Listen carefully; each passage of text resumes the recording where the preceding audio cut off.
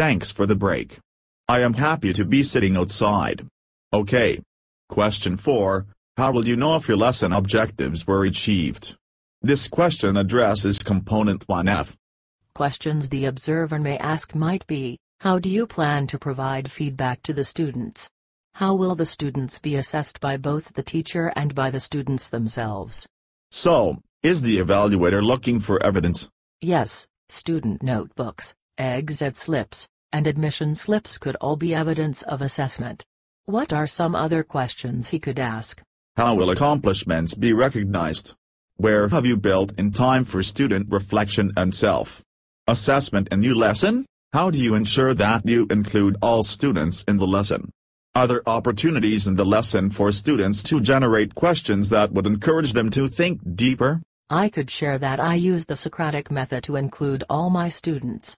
I also write down the essential questions for the lesson on the whiteboard. I do that, too.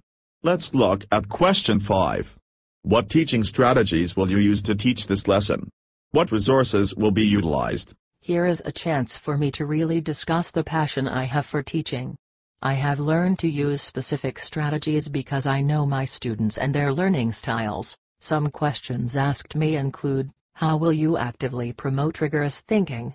How will you model or explain clear expectations for the students' learning? Are you using visual aids to help enhance student learning? Can you choose one activity from your lesson and talk about the way you plan on presenting it to your students? Another could be, what theories of teaching and learning support this lesson design? Question 5 addresses components 1A and 1D. Question 6. What is the academic relationships between this lesson with past or future lessons? In other words, why this lesson? Why now? This question may also be answered during the classroom observation. It addresses component 1A.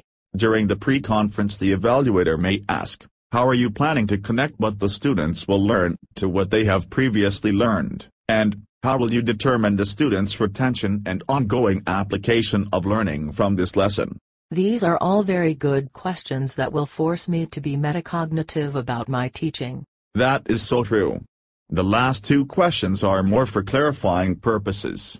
They are, please explain any special situations or circumstances of which the observer might need to be aware, and 8. The observer will provide feedback on this lesson. Are there specific areas you would like the observer to look for, or focus on? I like that these questions are asked. Every classroom has its own tone that contributes to the learning environment. If I ask the observer to focus on something specific, I will be able to get professional feedback.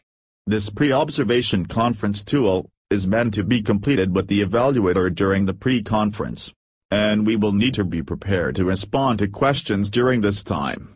Now that I know what is expected of me, I will be well prepared for my pre-conference. Thanks for the great conversation. Thank you. I will see you at school tomorrow.